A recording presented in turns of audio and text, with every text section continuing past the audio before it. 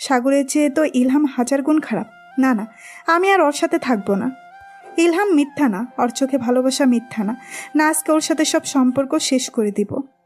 অন্যদিকে ফ্যাক্টরিতে দাঁড়িয়ে আছি আমি আর মাসুদ খান। পুরো ফ্যাক্টরি এখন ব্যস্ত। আগামীকাল সকালে বিদেশি ক্লায়েন্টদের কাছে পুরো অর্ডার বুঝিয়ে দেওয়া হবে।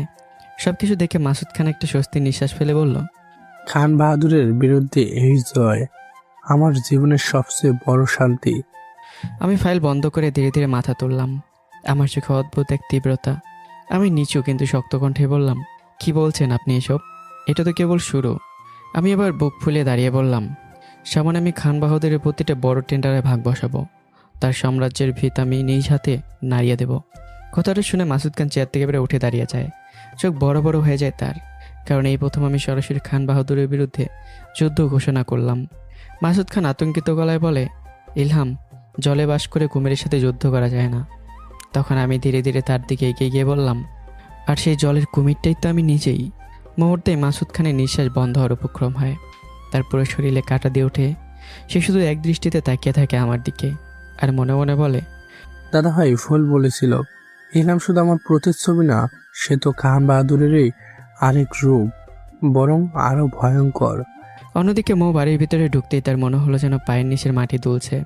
মাথার ভেতর বারবার শুধু একটা কথাই করছে, আজকে আজকে আব্রাহামের সাথে সব সম্পর্ক শেষ করব। তার বুকের ভেতরটা ছিন্নভিন্ন হয়ে যাচ্ছে। একদিকে আমার সে পাগলের মতো ভালোবাসা, অন্যদিকে নিহার বলা ভয়ঙ্কর সত্যগুলো। দুটো জিনিস মিলে মৌ যেন নিজের ভেতরে হারিয়ে গেছে। দরজার কাছে পৌঁছাতেই হঠাৎ তার চোখ ঝাপসা হয়ে আসে।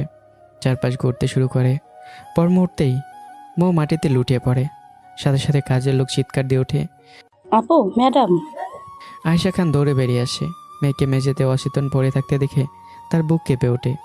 মো, মা কি হয়েছে তো? কোনো সাড়া নেই। আয়েশা খান কাপা গলা ড্রাইভারকে ডাক দেয়, গাড়ি বের করতে বলে। কিছুক্ষণের মধ্যে মৌকে নিয়ে সবাই হাসপাতালে পৌঁছে যায়। এদিকে খবর পেয়ে মাসুদ খান আর আমি ছুটে আসি। হাসপাতালের করিডোরে দাঁড়িয়ে আছি। আমার বুক ধুকপুক করছে। মনে হচ্ছে কেউ যেন আমার নিঃশ্বাস আটকে ধরেছে। ডক্টর কেবিন থেকে বেরোতেই আমি প্রায় ছুটে গিয়ে বললাম, ডক্টর, মৌ মৌ ঠিক আছে তো? ডক্টর ফাইল দেখতে দেখতে বলল, রোগীর স্বামীকে? জি, আমি ওর স্বামী। কিন্তু কি হয়েছে, কোনো সমস্যা? ডক্টর হালকা হাসলো, তারপর বলল, সমস্যা না, বরং সুখবর। আপনার স্ত্রী আত্মসত্ত্বা, আপনি বাবা হতে চলেছেন। মুহূর্তেই সময় যেন থেমে গেল।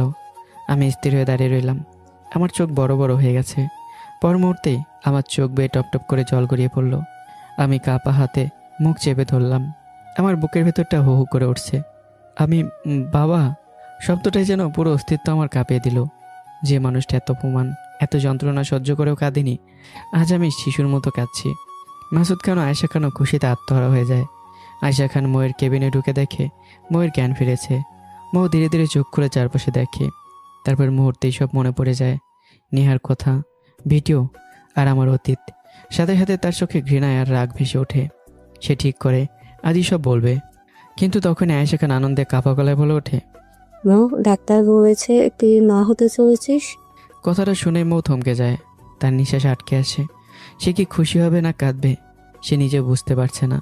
তার হাত ধীরে ধীরে নিজের পেটের উপর চলে যায়। চোখ বেয়ে নিঃশব্দে জল গড়িয়ে পড়ে। বাড়িতে ফিরতেই পুরো পরিবেশ বদলে যায়। চারদিকে খুশির আমেজ। মাসুদ খান আর আয়েশা খান যেন আনন্দে আত্মহারা। তাদের মুখের হাসি দেখে মৌ কিছু আর বলতে পারে না, কারণ আজ যদি সে ইলহামের সত্যিই বলে, তাহলে এই হাসিগুলো মুহূর্তেই ভেঙে যাবে। অন্যদিকে আমি যেন পাগলের মতো মৌয়ের যত্ন নিচ্ছি, পানি এনে দিচ্ছি, ওষুধ খাওয়াচ্ছি, একটু একা ছাড়ছি না। এসব দেখে ময়ের বুকটা অদ্ভুতভাবে কেঁপে ওঠে। কিন্তু পর মুহূর্তে নেহার কথা মনে পড়তেই তার চারপাশে আবার অন্ধকার হয়ে যায়। পরদিন সকালে মৌ অফিসে যাওয়ার জন্য রেডি হচ্ছে। আমি সেটা দেখে নিচু গলায় মাসুদ খানকে বললাম, স্যার, মৌ এখন অফিস না করলে ভালো হতো। মাসুদ খান দীর্ঘ শ্বাস ফেলে বলল, আমি 2 দিন পর হজে যাচ্ছি, ফিরে এসে এসব নিয়ে সিদ্ধান্ত নেব। আমি চুপ হয়ে যাই। তারপর অফিসে চলে যাই। আজ বিদেশি কোম্পানির প্রতিনিধির হাতে পুরো প্রজেক্ট বুঝিয়ে দেওয়ার দিন। সব কিছু নিখুঁতভাবে শেষ। দুপুরে মৌ কেবিন থেকে বের হয়ে পুরো অফিসটা দেখছিল। সবাই ব্যস্ত, সবাই খুশি, কিন্তু তার ভেতরে যেন ঝড় বইছে। সে আবার নিজের কেবিনে ফিরতে যাবে। ঠিক তখনই পেছন থেকে, মৌ, দাঁড়াও, কথা আছে। মৌ শুনেও না শোনার ভান করে হাঁটতে থাকে। পর মুহূর্তে আমি তার হাত ধরে ফেলি। কি হলো, দাঁড়াতে বলছি না? এরপর যা হলো পুরো অফিসটাই যেন জমে গেল। ঠাস করে একটা থাপ্পড় পড়ল, তারপর আরেকটা। আমার মুখ একপাশে ঘুরে যায়। পুরো অফিস নিস্তব্ধ, এত নিস্তব্ধ যে সবার নিঃশ্বাসের শব্দও শোনা যাচ্ছে। ম্যানেজার আবিদ ঘুরে দাঁড়িয়ে ভেতরে ভেতরে খুশিতে এসে আত্মহারা, আর আমি শুধু স্থির চোখে তাকিয়ে আছি মৌয়ের দিকে, যেন বুঝতে পারছি না এটা বাস্তব নাকি দুঃস্বপ্ন। মৌ, আমার অপরাধ কি? মৌ লাল চোখ করে আরেকটা থাপ্পড় মেরে বলল, আমি এই কোম্পানির সিও, আমাকে ম্যাম বলে ডাকবেন। আপনি একজন সাধারণ কর্মকর্তা, সেইভাবেই চলবেন। কথাগুলো যেন বিষের মতো এসে বিঁধল আমার বুকে। মনে হলো চারপাশের সব আলো নিভে গেছে। এই জন্য সেই পুরনো দিনের পুনরাবৃত্তি, অপমান, অবহেলা, ভালোবাসার মানুষের হাতে ভেঙে পড়া। ময়ের থাপ্পড়গুলো শুধু আমার গালে পড়েনি, প্রতিটা আঘাত যেন সরাসরি আমার কলিজায় বিচ্ছিল। আমার মনে হচ্ছিল কেউ যেন বুকের ভেতর ধারালো ছুরি দিয়ে বারবার ক্ষত বিক্ষত করছে। পুরো অফিসের সামনে, সবার চোখের সামনে মৌ আজ আমার সম্মানটাকে মাটির সাথে মিশিয়ে দিল। চারপাশে নিস্তব্ধ, কেউ কথা বলছে না, কেউ নড়ছেও না। সবাই শুধু তাকিয়ে আছে আমার দিকে। আর ম্যানেজার আবিদ, তার ঠোঁটের কেন অদ্ভুত এক তৃপ্তির হাসি। মৌ ঠান্ডা অথচ বিষাক্ত গলায় বলে ওঠে, কর্মচারী হয়ে মালিকের নাম ধরে ডাকবার শাস্তি এটা। আর গতকাল যে প্রজেক্ট বুঝিয়ে দেওয়া হয়েছে তার ফাইল নিয়ে আমার কেবিনে আসুন। কর্মচারী শব্দটাই যেন আমার বুক চেড়ে ঢুকে গেল। আমার চোখ ধীরে ধীরে বদলে যেতে লাগলো। ভালোবাসায় ভেঙে পড়া আমি যেন আরও ধীরে ধীরে হারিয়ে যাচ্ছি। জেগে উঠছে সেই ভয়ঙ্কর আমি, যে অপমান সহ্য করতে জানে, কিন্তু ভেতরে ভেতরে আগুন জ্বলে ওঠে। কিছুক্ষণ পর আমি ফাইল হাতে ময়ের কেবিনে ঢুকলাম। মৌ একের পর এক পেজ উল্টে দেখতে থাকে, কিন্তু কোনো ভুল খুঁজে পায় না। পাবে বা কী করে? যে মানুষটা একসময় দেশের সবচেয়ে বড় কোম্পানি সিইও ছিল, যার বিজনেস ব্রেনের সামনে বড় বড় এমডিরা মাথা নত করত, তার কাজে ভুল ধরে এত সহজ না। কিন্তু আজ মৌ ভুল খুঁজতে আসেনি, সে এসেছে আঘাত দিতে। হঠাৎ সে ফাইলটা ছুঁড়ে মারে আমার মুখের দিকে। ফাইলের ধার এসে লাগে আমার ঠোঁটে, সাথে সাথে ঠোঁট কেটে রক্ত বেরিয়ে আসে।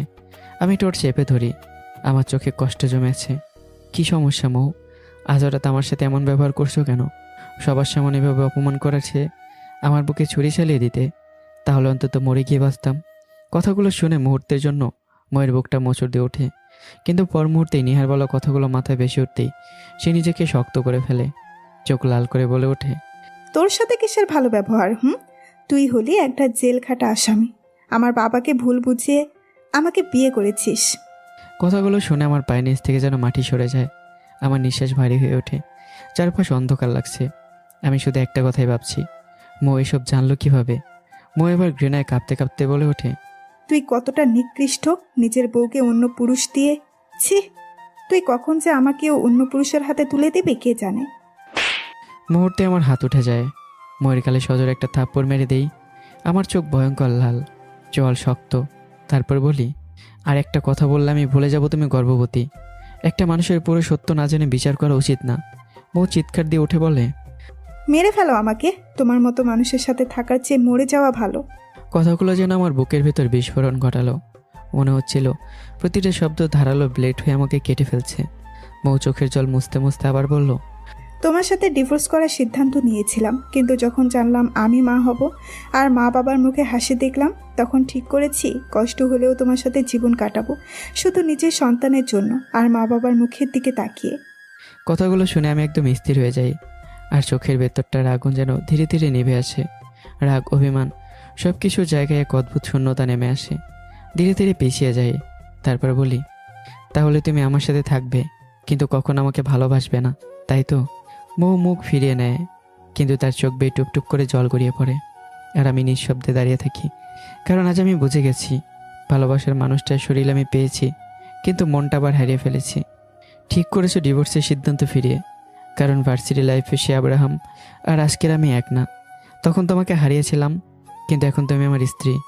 আমাকে ছেড়ে থাকার কথা বলেও মাথায় আনবে না, তুমি শুধু আমার, এই আব্রাহাম খান ইলহামের। আমার এই কণ্ঠে যেন পুরো কেবিন কাঁপিয়ে দিল। মৌ অনিচ্ছে সত্ত্বেও ভয় পেয়ে একবার পিছিয়ে যায়, তার বুক ধরফর করছে। সে ঢোক গিলে কাপা গলায় বলে, তোমার মুখে এসব কথা মানায় না। মুহূর্তে আমার চোখ রক্তের মতো লাল হয়ে ওঠে। আমি এগিয়ে এসেই দু হাতে ময়ের মুখ চেপে ধরি। চুপ, একদম চুপ। যেদিন পুরো সত্য জানবে সেদিন আমার চোখে চোখ মিলাতেও পারবে না। কথাগুলো যেন বজ্রপাতের মতো আঘাত করলো মৌকে। পর মুহূর্তেই আমি তাকে ছেড়ে দিয়ে কয়েক পা দূরে দাঁড়াই। তারপর বললাম, কি বললে? আমাকে ভালোবাসবে না? দরকার নেই তোমার ভালোবাসার। যেখানে বিশ্বাস নেই সেখানে ভালোবাসা দিয়ে কী করব? কিন্তু একটা কথা মনে রাখবে, আমি প্রতিদিন আমার অধিকার আদায় করে নেব। কথাটা শুনেই ময়ের বুকটা মোচড় দিয়ে ওঠে, তার চোখ কেঁপে ওঠে। আমি দরজার দিকে এগিয়ে যাই, কিন্তু দরজার কাছে গিয়ে আবারও থেমে যাই। পেছনে না তাকিয়ে বললাম, ভালোবাসার মানুষকে বিশ্বাস করতে হয় মৌ, আর সেই বিশ্বাসটাই তোমার মধ্যে নেই। এটা বলে আমি বেরিয়ে যাই। দরজা বন্ধ হওয়ার শব্দটাই যেন ময়ের বুকের ভেতরটায় ধাক্কা মারল। পুরো কেবিন নিস্তব্ধ। মই স্থির হয়ে দাঁড়িয়ে আছে, কিন্তু তার ভেতরে তখন ভয়ঙ্কর ঝড় শুরু হয়ে গেছে। আমার প্রতিটা কথা বারবার তার কানে বাজছে। যেদিন সত্য জানবে সেদিন চোখে চোখ মেলাতে পারবে না। ভালোবাসার মানুষকে বিশ্বাস করতে হয়। মৌ দুহাতে নিজের মাথা চেপে ধরে। তার বুকের ভেতরটা হাহাকার করছে, কারণ সে যতই নিজেকে শক্ত দেখাক, আমার চোখে সে কষ্টটা সে স্পষ্ট দেখেছে। সেই চোখে রাগ ছিল, অভিমান ছিল, কিন্তু সবচেয়ে বেশি ছিল ভেঙে যাওয়া যন্ত্রণা। মৌ ধীরে ধীরে চেয়ারে বসে পড়ে। তার মনে পড়ে যায় প্রতিবার সে অপমান করলে আমি কেন চুপ হয়ে যেতাম, কেন দর্শক কথাটায় আমি পাথরের মতো জমে গিয়েছি, কেন আমি বলেছিলাম আমি তোমাকে ভালোবাসি, তোমার শরীরকে না। মুহূর্তের জন্য ময়ের বুকটা কেঁপে ওঠে। তার মনে হতে থাকে, তাহলে কি সত্যিই কোথাও একটা ভুল হচ্ছে? ঠিক তখনই নেহার কথাগুলো আবারও মাথায় ভেসে ওঠে। না, আমি আবার ভুল করব না, ছেলেরা সবাই এক। মুহূর্তেই ময়ের চোখ শক্ত হয়ে যায়। সে নিজেকে জোর করে বলে, কিন্তু আশ্চর্যের বিষয় হলো এই কথাটা বলার পরও তার বুকের ভেতরটা শান্ত হয় না, বরং আরও বেশি ব্যথা করে। এভাবেই দিন যেতে থাকে। মৌ প্রতিদিন আমাকে অপমান করে, ছোট ছোট বিষয়ে ধমক দেয়, স্টাফদের সামনেও আমাকে নিচু করে কথা বলে। কিন্তু এসবের পরও আমি বদলাই না। প্রতিদিন ঠিক সময় খাবার এনে দিই ময়ের জন্য, ওষুধ খেতে মনে করিয়ে দিই, তার দিকে খেয়াল রাখি। একদিন দুপুরে আমি খাবারের বক্স এনে ময়ের টেবিলে রাখতেই মৌ ঠান্ডা গলায় বলল, তোমার লজ্জা করে না? এত অপমানের পরেও স্যাসরাদের মতো এসব করিস? কথাটা শুনে আমার বুকটা কেঁপে উঠল। তবু নিজেকে সামলে বললাম, আমি এসব তোমার জন্য না, আমার সন্তানের জন্য করছি। এখন খাবার খেয়ে নাও। কথাটা শুনে মৌ কিছুক্ষণের জন্য চুপ হয়ে যায়, কারণ এই মানুষটা প্রতিবার নিজের ভালোবাসার আগে তাদের সন্তানকে রাখছে। রাতের বেলা মাসুদ খান নিজের রুমে বসে আমাকে বলে, ইলহাম, এখন আমাদের নতুন প্রজেক্ট নিয়ে কাজ শুরু করতে হবে। আমি কিছুক্ষণ চুপ করে থাকি, তারপর বললাম, স্যার, আমি আপনার কোম্পানিতে চাকরি করব না। কথাটা শুনে মাসুদ খান চমকে ওঠে। কি বলছো তুমি? আমার কোম্পানিতে তোমার সমস্যা হয়েছে নাকি? আমি মৃদু হেসে মাথা নাড়ালাম, কিন্তু সে হাসির ভেতরে কষ্ট লুকানো। আপনি যখন দায়িত্বে ছিলেন আমি নিজের মতো করে কাজ করতে পারতাম, কিন্তু ময়ের অধীনে সেটা পারি না। মাসুদ খান থমকে যান। কি বলো ইলহাম, মৌ কি তোমাকে স্বাধীনভাবে কাজ করতে দেয় না? আমি মনে মনে বলি, প্রতিদিন নিজের স্ত্রীর চোখে ঘৃণা দেখা, নিজের সন্তানের মায়ের কাছে অপরাধীর মতো দাঁড়িয়ে থাকা, এটা আমার পক্ষে সম্ভব না স্যার। স্যার, এমনি এসব কথা বলে লাভ নেই। তার কণ্ঠে ছিল অদ্ভুত এক স্থিরতা, যেন সব কিছু আগে ভেবে রেখেছে। মাসুদ খান কিছুক্ষণ চুপ থেকে দীর্ঘশ্বাস ফেলে বললেন, এমনিতেই মৌ আর মাসখানেক পর অফিসে যেতে পারবে না, তখন থেকে তুমিই সিও। কথাটা শুনেও আমার মুখে কোনো পরিবর্তন এলো না। শুধু ধীরে বললাম, স্যার, আপনার কোম্পানির সিইও হওয়ার আমার কোনো ইচ্ছে নেই। মাসুদ খান এবার হালকা রেগে গেলেন, কপাল কুঁচকে বললেন, আমি 3 দিন পরে অফিসে গিয়ে তোমাকে সিও ঘোষণা করব। এরপর তোমার আর কি লাগবে বলো। আমি কিছুক্ষণ চুপ করে থেকে বললাম, ঠিক আছে স্যার, কিন্তু একটা শর্ত আছে। কি শর্ত? যতদিন মৌ হাঁটাচলা করতে পারবে ততদিন সে আমার প্রিয় হিসেবে থাকবে। আমার থেকে কিছু শেখার আছে। কথাটা শুনে মাসুদ খান কয়েক সেকেন্ড স্থির হয়ে দাঁড়িয়ে রইলেন, তারপর হঠাৎ মুচকি এসে ফেললেন। ঠিক আছে, আমি রাজি। তোমার স্ত্রী তোমার ফি হবে, এতে সমস্যা কি? তবে এখানেই মৌকে কিছু বলো না, আমি নিজের মতো করে ওকে রাজি করাবো। Okay sir. এই বলে আমি রুম থেকে বেরিয়ে আসলাম। আর বের হওয়ার সময় আমার ঠোঁটের কোণে ফুটে উঠল ভয়ঙ্কর এক মুচকি হাসি, একটা ডেভিল হাসি। পরদিন সকাল অফিসে ঢুকেই মৌ সবার সামনে ঠান্ডা গলায় বলে উঠল, মিস্টার ইলহাম, আমার জন্য এক কাপ কফি নিয়ে আমার কেবিনে আসুন। মুহূর্তে পুরো অফিস নিস্তব্ধ হয়ে গেল। তারপর আস্তে আস্তে চারপাশে চাপা হাসি ছড়িয়ে পড়ল। স্টাফরা মুখ চেপে হাসছে, কেউ কেউ ফিসফিস করছে। আমার বুকের ভেতরটা মোচড় দিয়ে উঠল। একসময় যে মানুষটা 1000 কোটি টাকার কোম্পানি চালিয়েছে, আর সে সবার সামনে অপমানিত হচ্ছে। তবুও কিছু বললাম না, চুপচাপ মাথা নিচু করে কফি আনতে চলে গেলাম। দূর থেকে আবিদও মুচকি হেসে সব কিছু দেখছে, তার চোখে মুখে তৃপ্তি। অন্যদিকে খান গ্রুপের বিশাল কনফারেন্স রুমে বসে আছে দেশের নামকরা কয়েকটা কোম্পানির সিইও। সবার সামনে বসে আছেন খান বাহাদুর, চোখে ভয়ঙ্কর কঠোরতা। তিনি ধীরে ধীরে বলে উঠলেন, আপনারা সবাই খেয়াল করে শুনুন। মাসুদ খানের কোম্পানি যে প্রজেক্টে কাজ করবে সেই প্রজেক্টের টেন্ডার আপনারা একেবারে কম রেটে জমা দিবেন, যেন কোনোভাবে মাসুদ খান সেই টেন্ডার না পায়। আপনাদের যা লোকসান হবে তা আমার কোম্পানি আপনাদের দিয়ে দেবে। রুমের সবাই একে অপরের মুখে চাওয়াচাওয়ি করতে লাগলো। তখন একটা কোম্পানির সিইও সাহস করে বলে উঠল, খান সাহেব, আপনি চাইলে তো এইসব প্রজেক্ট নিজেই নিতে পারেন, আমাদের কেন দরকার? খান বাহাদুর ঠান্ডা চোখে তার দিকে তাকালেন, তারপর গভীর গলায় বললেন, আমার কোম্পানি যদি 500 কোটি 1000 কোটি টাকার ছোটোখাটো প্রজেক্ট কাজ করে তাহলে কোম্পানির রেপুটেশন নষ্ট হবে। কথাটা বলে তিনি টেবিলে হাত চাপড়ালেন। কিন্তু মাসুদ খানকে আমি শেষ করে দিব, ও যেন ব্যবসার মাঠে দাঁড়াতে না পারে। পুরো রুম নিস্তব্ধ হয়ে গেল, কারণ সবাই বুঝে গেছে খান বাহাদুর এবার সত্যি ভয়ঙ্কর খেলা শুরু করেছে। আর এই খেলায় এখন মাসুদ খান আর আমার সামনে অপেক্ষা করছে ভয়ঙ্কর ঝড়। এইদিকে একটু পর আমি হাতে কফির মগ নিয়ে ময়ের কেবিনে ঢুকলাম। দরজাটা ঠেলে ভেতরে ঢুকেই, এই নাও তোমার কফি। আর আমি এখানে তোমার কফি আনার চাকরি করি না। মৌ তখন একটা ফাইল চেক করতে ব্যস্ত, সে চোখও তুলল না, শুধু শান্ত গলায় বলল, নাও কফিটা তুমি খেয়ে নাও, ওটা তোমার জন্যই ছিল। কথাটা শুনে আমার চোখ মুখ শক্ত হয়ে গেল। পরক্ষণে একটানে মৌকে চেয়ার থেকে তুলে ফেললাম, নিজেকে সে চেয়ারে বসে পড়লাম আর মুহূর্তের মধ্যে মৌকে নিজের কোলে টেনে নিলাম। সব কিছু এত দ্রুত ঘটল যে মৌ কিছুই বুঝে উঠতে পারল না। আমি দু হাতে তাকে শক্ত করে জড়িয়ে ধরে তার গলায় মুখ ঘষে দিলাম। মৌ চমকে উঠে কাঁপা গলায় বলল, আব্রাহাম, এটা ভালো হচ্ছে না, আমি কিন্তু চিৎকার দিয়ে পুরো অফিসের সবাইকে ডাকবো। আমি ধীরে ধীরে মুখ তুলে তাকালাম, চোখ দুটো রক্তবর্ণ।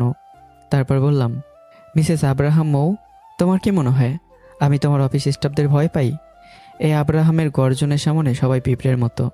অফিসের কেউ না জানলেও তুমি তো জানো আমি তোমার স্বামী। কথাগুলো শুনে ময়ের বুক ধুক করে উঠল, তবু নিজেকে শক্ত করে বলল, আব্রাহাম প্লিজ ছাড়ো, আমি কিন্তু অন্তঃসত্ত্বা, এটা ভুলে যেও না। কথাটা শুনে আমার চোখের আগুন কিছুটা নরম হলো। কফির মগটা হাতে নিয়ে ময়ের ঠোঁটের সামনে ধরে বললাম, চুপচাপ এটা খেয়ে নাও, তারপর ছাড়বো, তার আগে না। মই এবার আর কোনো তর্ক করলো না, চুপচাপ কফি খেয়ে নিল। তারপর আমি ধীরে ধীরে তাকে ছেড়ে দিলাম। মৌ উঠে দাঁড়িয়ে রাগে চোখে তাকিয়ে বলল, লুচ্চা কোথাকার। দরজার কাছে কি আমি আবার ফিরে তাকালাম। আমি লজ্জা না হলে তুমি মা হওয়ার আনন্দ পেতে না। কথাটা বলে আমি বেরিয়ে আসলাম।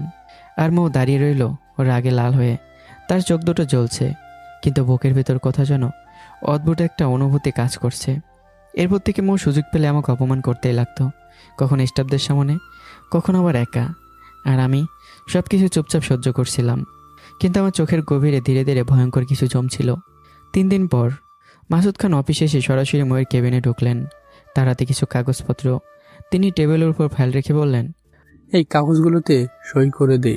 মৌ অবাক হয়ে বলল, কিসের কাগজ বাবা? মাসুদ খান চেয়ারে বসতে বসতে বললেন, এটা আমার ওয়ারিশের জন্য, তুই সই করে দে। মৌ আর কিছু না বলে চুপচাপ সই করে দিলেন। কিন্তু পর মুহূর্তেই মাসুদ খানের কথায় সে যেন জমে গেল। আগামীকাল থেকে এই কোম্পানির সিইও হবে ইলহাম, আর তুই হবি ওর পিএ। মুহূর্তেই মৌর চোখ বড় বড় হয়ে গেল। সে প্রায় চিৎকার দিয়ে বলে উঠল, কি বলছো বাবা? ও সিইও আর আমি পিএ? মাসুদ খান গম্ভীর গলায় বললেন, তুই বিজনেস পলিটিক্স বুঝিস না, ইলহাম বোঝে। 3-2 মাস ওর পিএ হয়ে থাকবি, কিছুদিন পর এমনিতেই তুই অফিস করতে পারবি না। আর আমি চাই না এটা নিয়ে তুই আর কোনো কথা বলিস। মৌ পুরোপুরি শক খেয়ে গেছে, তার মাথা ঝিমঝিম করছে। যে ছেলেকে সে প্রতিদিন অপমান করেছে এবার তার আন্ডারে কাজ করতে হবে। মৌ ঠোঁট কামড়ে চুপ করে রইল, কিন্তু মনে মনে বলল, আব্রাহাম, এবার তোমার খবর আছে। একটু পরে মাসুদ খান অফিসের সবাইকে কনফারেন্স রুমে ডাকলেন। এক এক করে সকলে স্টাফ এসে জড়ো হলো। কারো মুখে কৌতূহল, কারো চোখে চিন্তা। মৌ দাঁড়িয়ে আছে একপাশে, মুখ গম্ভীর করে। আর আবিদ ঘুরে দাঁড়িয়ে আমার দিকে এমনভাবে তাকিয়ে আছে যেন আমাকে গিলে খাবে। ঠিক তখনই মাসুদ খান ধীর পায়ে সামনে এগিয়ে দাঁড়ালেন। তার মুখে আজ এক অন্যরকম দৃঢ়তা। তিনি গলা খাঁকড়ি দিয়ে বলে উঠলেন, হ্যালো এভরিওয়ান, আশা করি সবাই ভালো আছেন। আপনারা অনেক বছর ধরে আমার কোম্পানির সাথে সততার সাথে কাজ করেছেন। আপনাদের পরিশ্রমে আজ কোম্পানি এই জায়গায় দাঁড়িয়ে আছে। সবাই চুপচাপ শুনছে। হঠাৎ মাসুদ খান পাশে দাঁড়িয়ে থাকা আমার দিকে তাকিয়ে বলে উঠলেন, আগামীকাল থেকে এই কোম্পানির নতুন সিইও হবে আব্রাহাম খান ইলহাম। মুহূর্তেই পুরো হলরুম নিস্তব্ধ হয়ে গেল। যেন সময় থেমে গেছে, কারো মুখ দিয়ে শব্দ বেরোচ্ছে না। স্টাফদের চোখ বিস্ফোরিত। ম্যানেজার আবিদের হাত থেকে ফাইল পড়ে গেল মাটিতে। তার মুখ শুকিয়ে একেবারে সাদা। সে বিশ্বাসই করতে পারছে না, যাকে সে সাধারণ কর্মচারী ভেবে অপমান করত, সেই মানুষটা আজ তার মাথার উপর বসতে যাচ্ছে। কিছু স্টাফ নিজেদের মধ্যে ভিসভিস শুরু করে দিল। স্যার কি সত্যি বলল? ইল্লাম স্যার সিইও? অসম্ভব। মৌ নিজেও যেন পাথর হয়ে গেছে। তার বুকের ভেতরটা ধকপক করছে। যে মানুষটাকে সে সবার সমান অপমান করছে, আর সেই মানুষটাই পুরো কোম্পানির সবচেয়ে ক্ষমতাবান ব্যক্তি হতে যাচ্ছে। তার নিজেরই বিরক্ত লাগছে। মনে হচ্ছে সবাই এখন তাকে নিয়ে হাসছে। মাসুদ খান এবার আমার দিকে তাকিয়ে বললেন, ইলহাম, তুমি এখন কিছু বলো। আমি ধীরে ধীরে সামনে এগিয়ে এলাম। আমার চোখ মুখ আজ ভয়ঙ্কর শান্ত। যে শান্তির ভেতরে লুকিয়ে আছে ভয়াবহ একটা ব্যক্তিত্ব। আমি সবার দিকে তাকিয়ে বললাম, hello everyone, how are you? Please look at me. আমার কণ্ঠ শুনে সবাই নড়াচড়ে বসলো। কেন জানি এই মুহূর্তেই পুরো পরিবেশ বদলে গেল। একটা চাপা ভয় ঢুকে গেল সবার মনে। আমার চোখের দৃষ্টি এতটাই তীক্ষ্ণ যে কেউ সরাসরি আমার দিকে তাকাতে পারছিল না। আবির তো শুকনো ডোক গেলে মাথা নিচু করে ফেলেছে। আমি কয়েক সেকেন্ড চুপ থেকে আবার বললাম, সবাই আমার কথা মনোযোগ সহকারে শুনুন। আমি সেই কর্মচারীকে পছন্দ করব, যে নিজের দায়িত্ব সততার সাথে পালন করবে। আমি আপনাদের শত্রু না, বন্ধু। আপনাদের ভালো মন্দ আমি দেখব, কিন্তু দিন শেষে আমার কাজ আমাকে সততার সাথে বুঝিয়ে দিতে হবে। কথাগুলো শুনে অনেক স্টাফদের মুখে স্বস্তি চলে এলো। কারো কারো চোখে সম্মান ফুটে উঠল। তারা ভাবতে পারেনি যে আমি এত পরিষ্কারভাবে কথা বলতে পারি।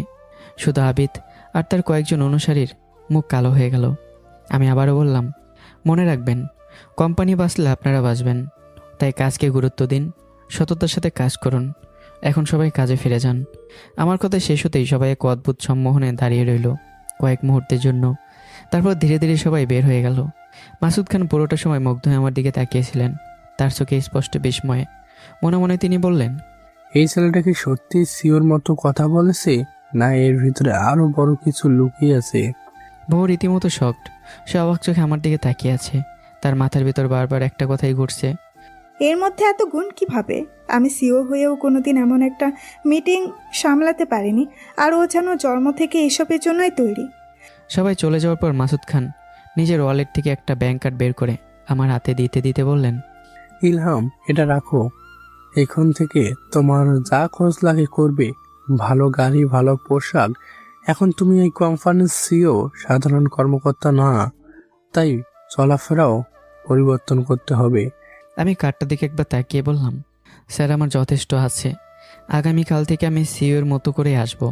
নিজের টাকায় গাড়ি, পোশাক সব কিছু আমি নিজেই কিনব, স্ত্রীর জন্য। মৌ বিরক্ত মুখে বলে উঠল, বাবা দিচ্ছে, তুমি নিয়ে নাও। এমন কাপড় চোপড় পরে আর কতদিন?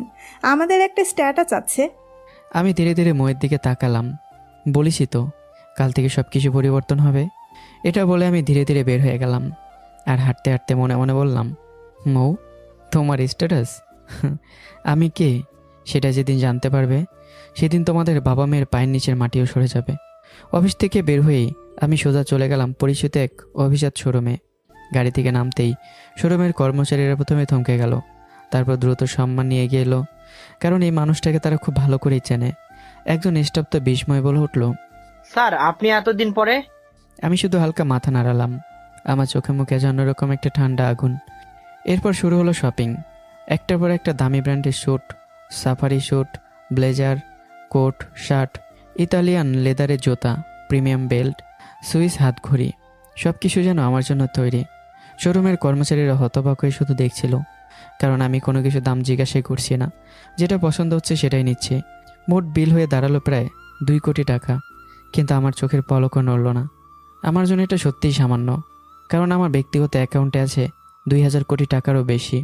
এরপর আমি সরাসরি চলে গেলাম গাড়ির শোরুমে। কয়েক মিনিটের মধ্যেই কালো রঙের একটা নতুন BMW গাড়ির চাবি আমার হাতে তুলে দেওয়া হলো। রাত গভীর হয়ে গিয়েছিল। সব কিছু শেষ করে যখন আমি বাসায় ফিরলাম, তখন রাত প্রায় 1টা পেরিয়ে গেছে। মা এখন গর্ভবতী, তাই সে অনেক আগেই ঘুমিয়ে পড়েছে। ড্রয়িং রুমে শুধু আয়েশা খান বসেছিলেন। আমাকে দেখে তিনি মুচকি এসে বললেন, এত রাত করলে বাবা? কিছু কাজ ছিল আম্মু। আম্মু ডাকটা শুনে আয়েশা খানের বুকটা নরম হয়ে গেল। মনে হলো এই ছেলেটা সত্যি এই বাড়ির আপন মানুষ। রাতে খাবার খেয়ে আমি নিজের রুমে চলে গেলাম।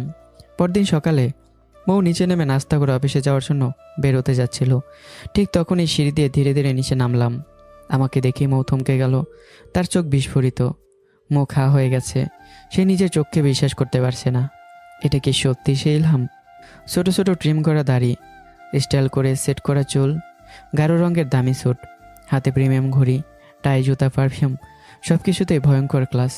মনে হচ্ছে কোনো আন্তর্জাতিক কর্পোরেট সাম্রাজ্যের তরুণ মালিক অথবা কোনো বলিউড সুপারস্টার। হাঁটার স্টাইল, চোখের দৃষ্টি, এক্সপ্রেশন, সব কিছুতেই এমন এক রাজকীয় ভাব ফুটে উঠেছে যে তাকিয়ে থাকলে তার বুক কেঁপে ওঠে। মৌ অন্য মানুষকেও শুধু তাকিয়ে রইল।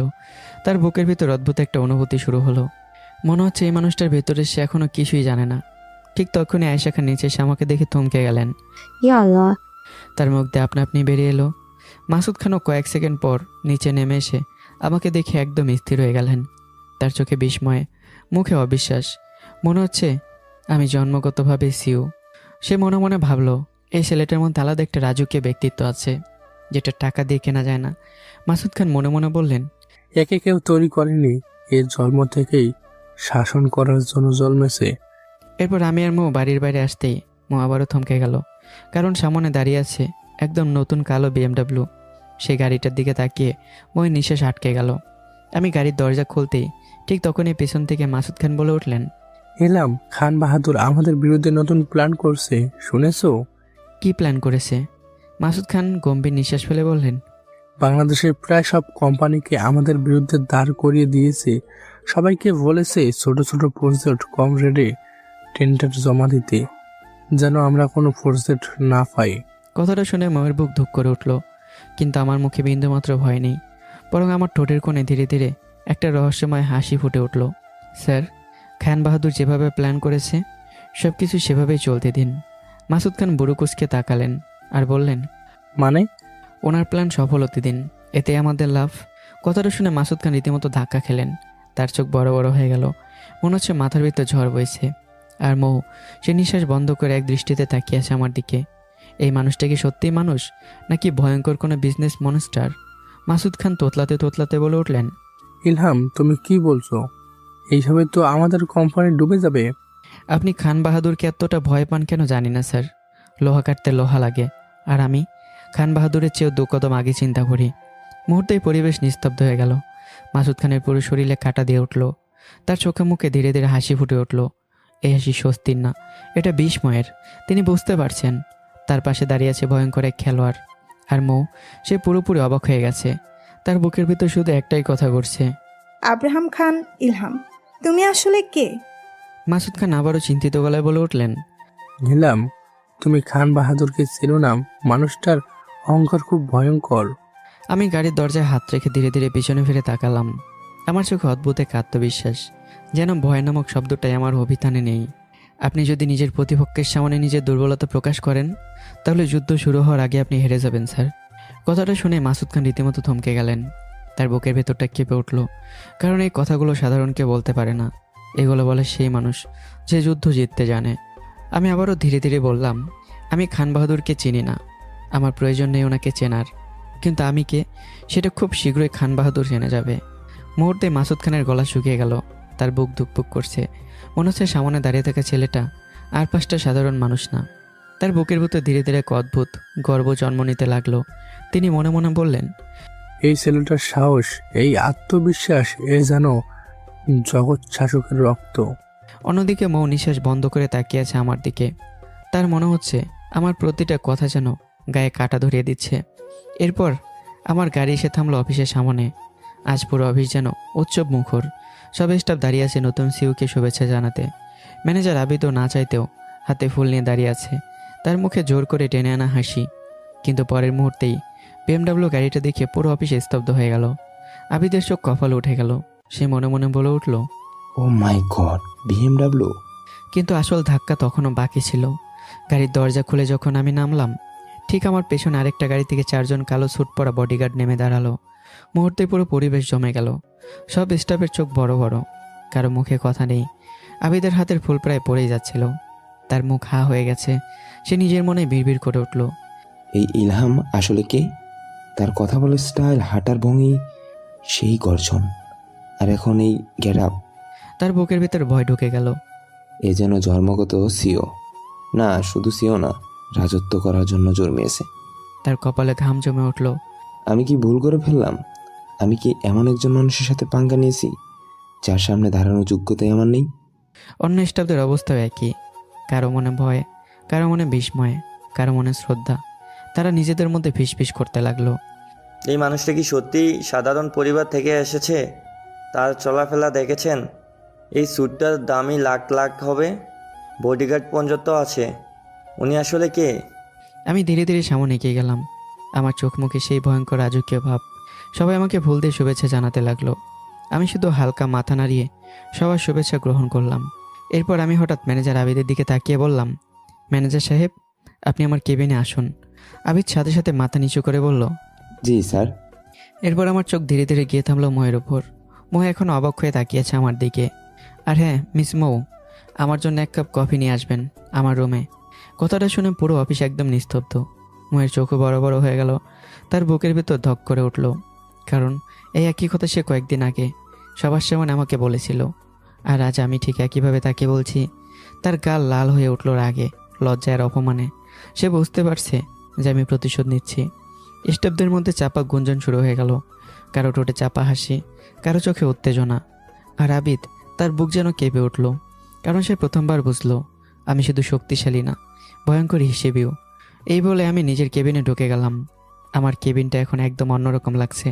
কালো কাচের দেয়াল, বড় টেবিল, ভারী পরিবেশ, সব কিছু যেন আমার ব্যক্তিত্বের সাথে মানিয়ে গেছে। আমি চুপচাপ চেয়ারে বসে কিছু ফাইল দেখছিলাম। ঠিক তখনই দরজায় নক পড়ে। May I come in sir? Come in. Manager Abid ধীরে ধীরে ভেতরে ঢুকলো। তার মুখে জোর করে হাসি। স্যার, আমাকে ডেকেছিলেন? আমি ধীরে ধীরে চোখ তুললাম। সেই চোখে এমন ঠান্ডা ভয়ঙ্কর দৃষ্টি ছিল যে আবিদের বুক কেঁপে উঠল।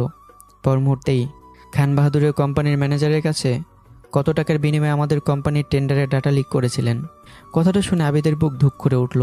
তার মুখের রং মুহূর্তেই বদলে গেল, গলা শুকিয়ে কাঠ। ঠিক তখনই দরজা ঠেলে ভেতরে ঢুকলো মৌ। আর আমার কথাটা শুনে সেও জায়গাতেই থমকে গেল। তার চোখ বড় বড় হয়ে গেল। আবিদ কাপা গলায় বলল, স্যার, এসব কি বলছেন? আমি এসব কিছু... আমি হাত তুলে তাকে থামিয়ে দিলাম। আমার কাছে ভিডিও ফুটে যাচ্ছে। মুহূর্তে আবিদের হাঁটু কেঁপে উঠল। আমি এবার সামনে ঝুঁকে এলাম। আপনি যদি স্বীকার করেন তাহলে একটা অফার আছে, আর আমি যদি পুলিশ ডাকি তাহলে সরাসরি জেল। কথাটা শেষ হতেই আবিদ ভেঙে পড়ল। সে প্রায় কেঁদে দিয়ে বলে উঠল, স্যার, আমাকে ক্ষমা করে দিন, আমি আপনার অফারে রাজি। মৌ যেন নিজের কানকে বিশ্বাস করতে পারছে না। তার মাথা ঝিমঝিম করছে। সে এক পা পিছিয়ে গেল। মনে হচ্ছে তাদের কোম্পানির ভেতর এতদিন ধরে একটা সাপ বাস করছিল। মৌর আগে কাঁপতে কাঁপতে বলে উঠল, আব্রাহাম প্লিজ, ওনাকে ছাড়বেন না, ওনাকে জেলে দিন। আবিদ প্রায় হাত জোর করে বলল, স্যার প্লিজ আমাকে একটা সুযোগ দিন। আমি ধীরে ধীরে চেয়ার থেকে উঠে দাঁড়ালাম। তারপর, মিস্টার আবিদ, আপনার বিরুদ্ধে আমি সব প্রমাণ তৈরি করে রেখেছি। একবারও বেইমানি করলে সরাসরি জেলে যাবেন। আর মিস মৌ, এখন এই কোম্পানির সিও আমি, তাই সিদ্ধান্তটা আমিই নেব। কথাটা সরাসরি মৌয়ের ভিতরে গিয়ে আঘাত করলো। তার খুব কষ্ট হলো, কিন্তু সে কিছু বলল না, কারণ সে বুঝতে পেরেছে এই মুহূর্তে আমি পুরো পরিস্থিতির নিয়ন্ত্রণ নিজের হাতে নিয়ে নিয়েছি। এরপর আমি আবারও আবিদের দিকে তাকালাম। আর পরের কথাটা শুনে মৌ পর্যন্ত চমকে উঠল। মিস্টার আবিদ, এখন থেকে আমি যা বলবো সেই ইনফরমেশন আপনি খান বাহাদুরের লোকদের কাছে পৌঁছে দেবেন। মুহূর্তেই আবিদের চোখ বিস্ফোরিত। মৌ তো পুরো অবাক। সে বিশ্বাসই করতে পারছে না আমি ইচ্ছে করে তথ্য লিক করতে বলছি। আবিদ কাপা গলায় বলল, স্যার মানে? খেলাটা এখন শুরু হবে। খান বাহাদুর ভেবেছে সে আমাদের চাল দিচ্ছে, কিন্তু আসল চালটা আমিই দেব। মৌর শরীরে কাটা দিয়ে উঠল। সে হঠাৎ বুঝতে পারল আমি শুধু ব্যবসা করি না, আমি মানুষকে দাবার গুটির মতো ব্যবহারও করি। আর সবচেয়ে ভয়ঙ্কর ব্যাপার, আমি আগে থেকেই কয়েক ধাপ ভেবে রাখি। আবিদ ঢোক গেলে বলল, স্যার কথা দিচ্ছি আর কখনো বেইমানি করব না। ভালো। এরপর আবিদ দ্রুত বের হয়ে গেল। কেবিনে এখন শুধু মৌ আর আমি। মৌ ধীরে ধীরে কফির কাপটা টেবিলে রেখে বলল, এই নাও তোমার কফি। আমি ফাইল দেখতে দেখতে বললাম, কফি খাওয়ার মুড নেই, তুমি খেয়ে নাও। ময়ের রাগ উঠে গেল। সে দাঁত চেপে বলল, আমার মেজাজ গরম করিও না আব্রাহাম, চুপচাপ কফি খেয়ে নাও। পর মুহূর্তেই আমি এক হাতে টেবিলে এমন জোরে ঘুষি মারলাম, কফির কাপ কেঁপে উঠল। মৌ ভয়ে কেঁপে উঠল। এখন আমি এই কোম্পানির সিইও, আর তুমি আমার পেয়ে। সো টিপিক্যাল স্ত্রীর মতো আর কথা বলবে না। আমার সে ভয়ঙ্কর গর্জন শুনে ময়ের বুক কেঁপে উঠল, আর রুহু পর্যন্ত যেন কেঁপে গেল। সে অজান্তেই 2 কদম পিছিয়ে গেল, তার চোখে স্পষ্ট ভয়। মৌ বলে উঠল, যেখানে তোমার সাথে কথা বলতে আমার ঘৃণা হয়, সেখানে তোমার সাথে টিপিক্যাল স্ত্রীর মতো কথা বলার ন্যূনতম ইচ্ছেও আমার নেই। কথাটা শুনেই আমার চোখ মুখ বদলে গেল। চোখ দুটো মুহূর্তে লাল হয়ে উঠল, যেন আমার ভেতরে জমে থাকা আগুন আচমকায় জ্বলে উঠল। পরের মুহূর্তে এগিয়ে গিয়ে শক্ত করে মেয়ের থুতনি চেপে ধরলাম। আগে বলেছি, এখনো বলছি, আমাকে পছন্দ করো বা না করো, এই গৃহীত মানুষটার সাথেই তোমাকে সারা জীবন কাটাতে হবে। সারা জীবন, প্রতিটা মুহূর্তে আমার স্পর্শ অনুভব করতে হবে তোমাকে। মৌ কেঁপে উঠল, তার বুকের ভেতরটা ধকপক করছে। আমি এবার তাকে ছেড়ে দিয়ে 2 কদম পিছিয়ে এলাম। তারপর, because I am the Abraham Khan Ilham. পুরো কেবিন আমার কণ্ঠে কেঁপে উঠল। ময়ের চোখ ভিজে গেল। সে কষ্ট ভরা কণ্ঠে বলল, হ্যাঁ, তুমি এখন আমার কাছে এমন একজন মানুষ যাকে আমি ফেলতেও পারছি না, আপন করে নিতেও পারছি না। কথাটা শুনে আমার বুকের ভেতরটায় মোচড় দিয়ে উঠল। তবুও নিজেকে সামলে নিলাম। হঠাৎ একটানে মৌকে নিজের বুকের সাথে জড়িয়ে ধরলাম। মৌ কোনো বাধা দিল না, শুধু নিশ্চুপ হয়ে রইল। আমি নিচু হয়ে তার কপালে আলতো করে চুমু দিয়ে বললাম, thank you my dear lovely wife. এই বলে আমি নিজের চেয়ারে গিয়ে বসে পড়লাম। আর মৌ চোখের জল মুছতে মুছতে ধীরে ধীরে গিয়ে সোফায় বসে পড়ল। তার মনটা আজ অদ্ভুতভাবে এলোমেলো। এই মানুষটাকে সে ঘৃণা করতে চায়, কিন্তু কেন জানি বারবার তার বুকের ভিতর অন্যরকম অনুভূতি জাগিয়ে তোলে। বিকেলের দিকে আমি ইন্টারকমে কল করে আবিদকে ডেকে পাঠাই। কিছুক্ষণ পর আবিদ কেবিনে ঢুকতেই আমি একটা ফাইল এগিয়ে দিয়ে বললাম, মিস্টার আবিদ, এই ডাটাগুলো আজ রাতের মধ্যে খান বাহাদুরের ম্যানেজারের কাছে পৌঁছে দেবেন। আবিদ মাথা নিচু করে বলল, জি স্যার, পৌঁছে দিব। মৌ সব কিছু চুপচাপ দেখছিল। তার চোখে স্পষ্ট বিভ্রান্তি। সে বুঝতে পারছেন আমি আসলে কি করতে চাইছি। নিজের টেন্ডারের তথ্য নিজেই শত্রুপক্ষের হাতে তুলে দিচ্ছি কেন? এদিকে রাতে খাবার টেবিলে বসে, স্যার আমি একটা টেন্ডার রেডি করে দেবো আপনাকে। আগামী পরশু আপনি সেটা আমি যেখানে বলবো সেখানে জমা দেবেন। মাসুদ খান ভুরু কুঁচকে বললেন, আমি যতটুকু মহিষ থেকে শুনেছি, তুমি তো এই টেন্ডারের ডাড়াই খান বাহাদুরের লোকের কাছে পাঠিয়ে দিয়েছো। তাহলে এই টেন্ডার আমরা পাবো কিভাবে? মৌ তাকিয়ে আছে আমার দিকে। স্যার আমি যে কোটেশন পাঠিয়েছি সে রেটে কাজ করলে আমাদের লাভ খুব কম হবে, কিন্তু খান বাহাদুর আপনার বিরুদ্ধে জিততে গিয়ে এর থেকেও কম রেটে অন্য কোম্পানি দিয়ে টেন্ডার জমা দেবে। আর যেহেতু এটা মাত্র 1000 কোটির প্রজেক্ট, তাই তারা নিজেরা নামবে না। মাসুদ খান অবাক হয়ে বললেন, তাহলে আমাদের লাভ কোথায়? আমি আবার সামনে ঝুঁকে বসলাম। আমার চোখে তখন ভয়ঙ্কর আত্মবিশ্বাসের ঝলক। স্যার, যুদ্ধে জিততে সবসময় প্রথম আঘাত করতে হয় না, কখনো কখনো প্রতিপক্ষকে নিজের চালেই ধ্বংস হতে দিতে হয়। কথাটা শুনে মাসুদ খান নিঃশব্দে তাকিয়ে রইল। তার বুকের ভিতর অদ্ভুত একটা অনুভূতি জন্ম নিচ্ছে, ভয়, বিস্ময় আর গর্ব। তিনি মনে মনে বললেন, এই ছেলেটা আসলে কত দূর ভাবে। মৌ থমকে গেছে। সে শুধু তাকিয়ে আছে আমার দিকে। লোকটা কি সত্যি এত ভয়ঙ্কর বুদ্ধিমান? অন্যদিকে খান বাহাদুর নিজের বিশাল অট্টলিকায় বসে অট্টহাসিতে মেতে উঠছেন। পাশে অরুমিতা। খান বাহাদুর গর্বভরা কণ্ঠে বললেন, আমি আরকে গ্রুপকে বলে দিয়েছি মাসুদের কোম্পানির থেকেও কম রেটে টেন্ডার জমা দিতে। এবার মাসুদ কোনোভাবেই এই প্রজেক্ট পাবে না। অরু হেসে উঠল। দাদু, এবার ওদের শেষ। দুজনের হাসিতে পুরো রুম কেঁপে উঠল। কিন্তু তারা জানতো না, দাবার বোটে তারা যে চালটাকে নিজেদের জয়ের চাল ভাবছে, সেটাই হয়তো আমার কোনো পাতা ফাঁদ। এদিকে আমি খাবার শেষ করে নিজের রুমে ফিরে এলাম। রুমে ঢুকেই দেখলাম মৌ বিছানায় শুয়ে আছে, চোখ বন্ধ, কিন্তু ঘুম তার চোখে নেই। মনে হচ্ছে সে শুধু ঘুমানোর অভিনয় করছে। আমি ধীরে ধীরে এগিয়ে বিছানার পাশে বসলাম। কিছুক্ষণ মৌয়ের দিকে তাকিয়ে থেকে আস্তে করে থেকে নিজের বুকে টেনে নিলাম। মৌ কোনো বাধা দিল না। একসময় যে মেয়েটি আমার স্পর্শে লজ্জায় কেঁপে উঠত, আজ সে নিস্তব্ধ, নিশ্চুপ, যেন সমস্ত অনুভূতি বুকের গভীরে লুকিয়ে ফেলেছে। মৌ মনে মনে বলল, ইলহাম, তোমাকে আর কিছু বলবো না। মা বাবার মুখের হাসির জন্য, আমার অনাগত সন্তানের জন্য আমি সব মেনে নেব, কিন্তু আমার হৃদয়ের ভাঙা অংশগুলো আর কখনো আগের মতো হবে না। আমি তার কপালে হাত বুলিয়ে দিলাম। তারপর আলতো করে চুলগুলো সরিয়ে দিলাম মুখের উপর থেকে। সেই স্পর্শে একসময় ময়ের বুক কেঁপে উঠত, আজ উঠল, কিন্তু সে নিজেকে ধরে রাখলো। রাত গভীর হতে লাগলো। একই বিছানায় একই ছাদের নিচে দুজন মানুষ শুয়ে আছি, তবু আমাদের মাঝখানে জমে আছে ভুল বোঝাবুঝির বিশাল এক দেয়াল। আমি চোখ বন্ধ করে ঘুমোতে পারলাম না, মাও পারল না। দুজনের বুকেই ঝড়, কিন্তু কেউ কারো কাছে তা প্রকাশ করলো না।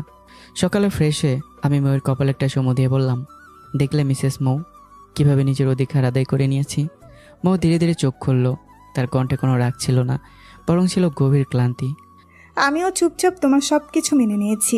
স্বামীর মুখোশ পরে এটা ছিল একটা বৈধ ধর্ষণ। কথাটা শুনে আমার মুখের হাসি মিলিয়ে গেল। কিছুক্ষণ চুপ থেকে বললাম, তোমার যা ইচ্ছে ভাবতে পারো, কিন্তু আমি অন্য একটা বিষয় নিয়ে চিন্তা করছি। মৌ ভুরু কুঁচকে তাকালো। তুমি আবার কি চিন্তা করবে? তোমার মাথা তো শুধু রহস্য আর কৌশলে ভরা।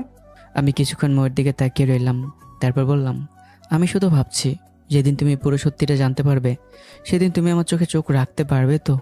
মৌ থমকে গেল। সেদিন আমার কাছে ক্ষমা চাইতে তোমার কষ্ট হবে না তো? কথাগুলো বলেই আর এক মুহূর্ত দাঁড়ালাম না, দরজা খুলে বেরিয়ে গেলাম। আর মৌ সেই স্থির হয়ে বসে রইল।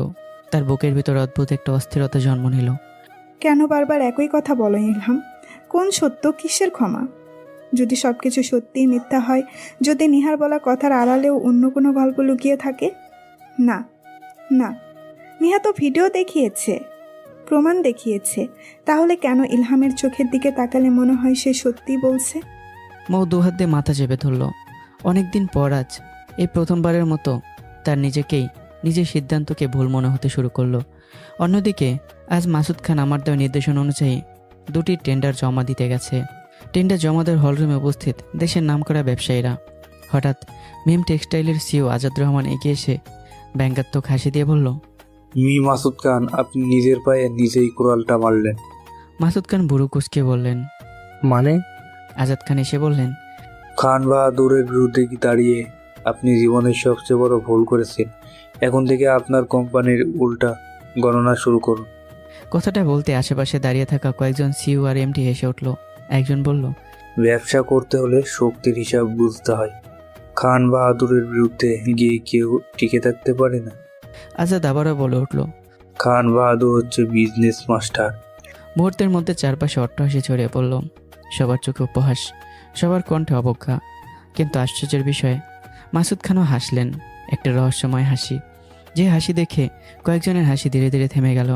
কারণ তারা জানতো না যে মানুষটাকে তারা হারিয়ে গেছে ভেবে উপহাস করছে, তার পেছনে দাঁড়িয়ে আছে এমন এক খেলোয়াড় যে দাবার বোর্ডের চাল দেয় না, সে পুরো বোর্ডটাই বদলে দেয়। মাসুদ খান অফিসে ঢুকেই সোজা আমার কেবিনে চলে এলেন। তার মুখে স্পষ্ট দুশ্চিন্তার ছাপ।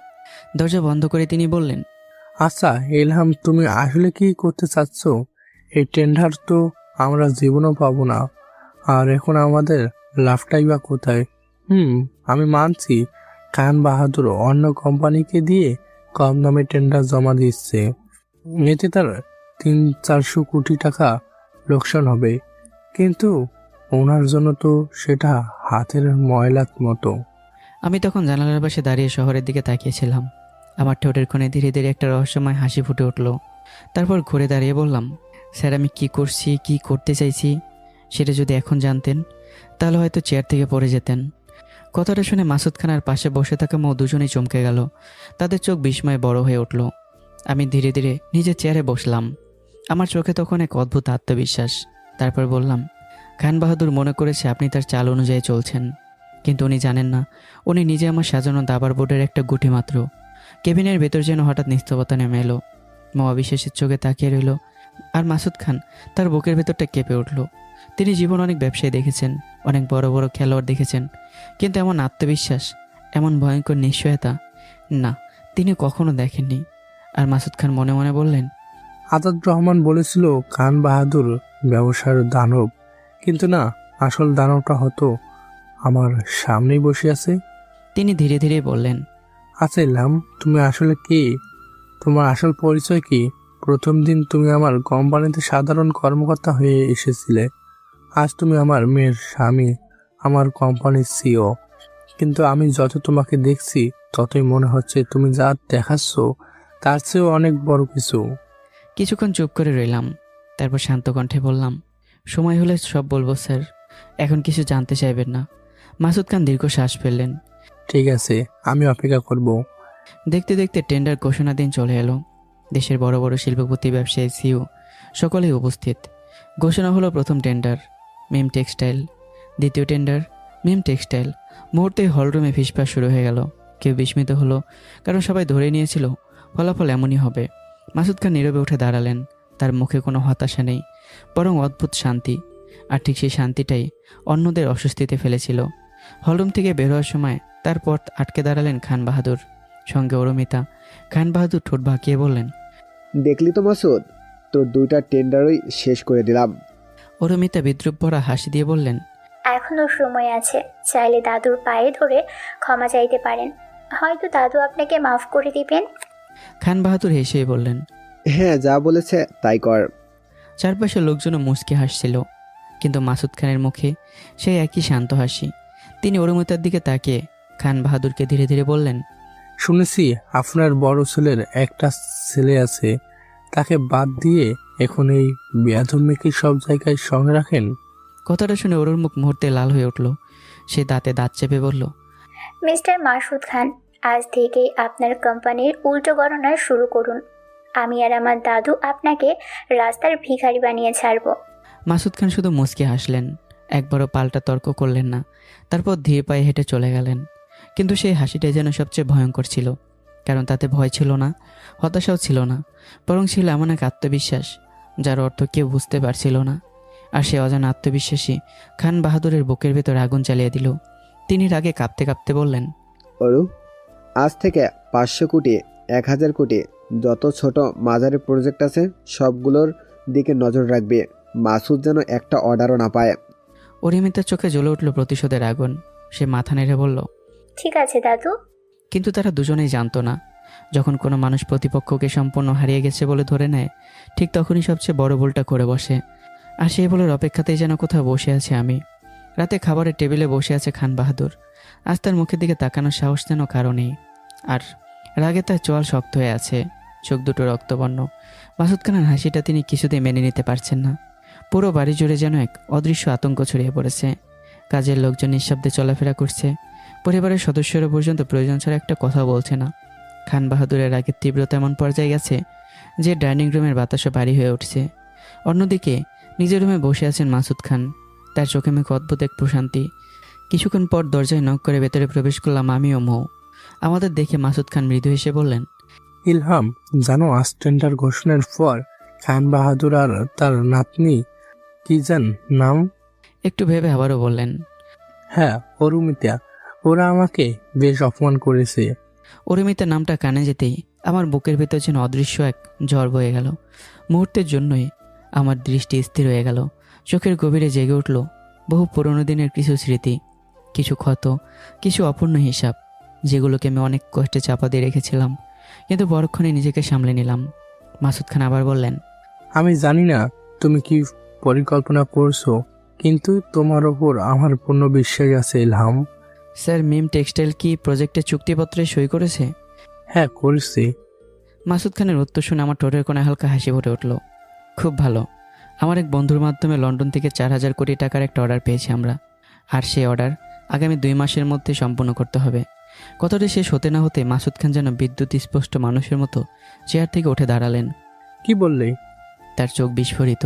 পাশে দাঁড়িয়ে থাকা ময়ের শ্বাস যেন আটকে গেল। 4000 কোটি টাকার অর্ডার! এত বড় অর্ডারের কথা শুনে সে যেন অবিশ্বাসের চোখে তাকিয়ে রইল আমার দিকে। মাসুদ খান তাড়াতাড়ি বললেন, আমাদের বর্তমান যে ফ্যাক্টরি দিনরাত এক করেও 2 মাসে এত বড় অর্ডার শেষ করতে পারবে না। এই জন্যই তো আমি 1000 কোটি আর 1000 কোটি টাকার দুটো আলাদা প্রজেক্ট তৈরি করেছি। কথাটা শুনেই যেন সময় থমকে গেল। মাসুদ খানের মুখের রং বদলে গেল। ময়ের চোখ বিস্ময়ে বড় হয়ে উঠল। তাদের দুজনেরই মনে হলো তারা যেন কথার অর্থ ঠিকমতো বুঝতে পারছে না। মাসুদ খান প্রায় হাঁপাতে হাঁপাতে বললেন, ইলহাম, পরিষ্কার করে বলো, আমার তো শ্বাস বন্ধ হয়ে আসছে।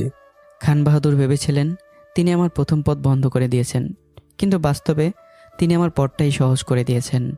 মাসুদ খান ও মৌ নিঃশ্বাস বন্ধ করে শুনতে লাগলো। তারপর আবার বললাম, ওই 4000 কোটি টাকার অর্ডার সময় মতো শেষ করতে হলে অন্য কোম্পানির উৎপাদন ক্ষমতা আমাদের দরকার ছিল। কিন্তু আমি জানতাম খান বাহাদুর কখনও কাউকে আমাদের সাহায্য করতে দেবে না। তাই আমি আগে থেকে অন্য কোম্পানির নামে 2টি আলাদা প্রজেক্ট তৈরি করি, যেগুলোর টেন্ডার আপনি জমা দিয়েছেন।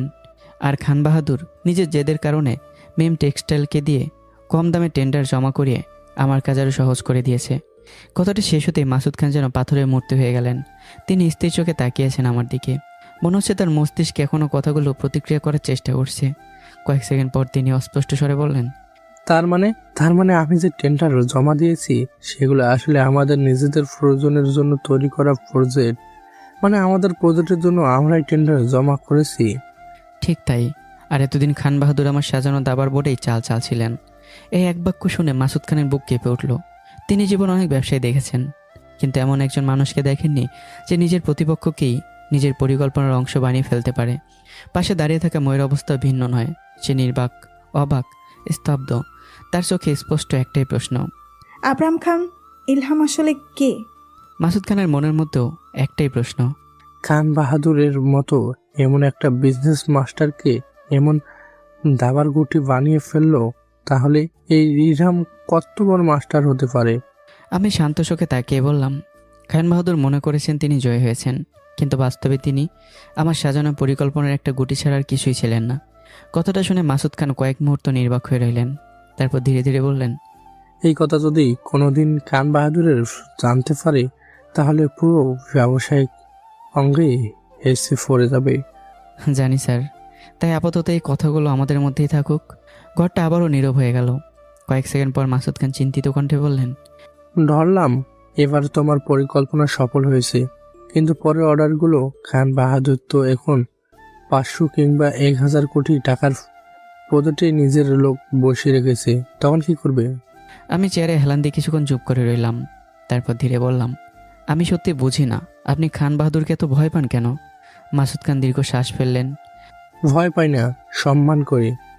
আর কেন করি সেটা এখন বলতে পারবো না। হঠাৎ তিনি উঠে দাঁড়ালেন।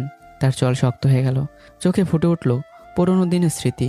গভীর গলায় বললেন, খান বাহাদুর এক সময় তোমার মতোই ছিল না, এখনো আছে। তার প্রতি ফোন কল আমার পুরো কোম্পানিকে মাটির সঙ্গে মিশিয়ে দিতে পারে।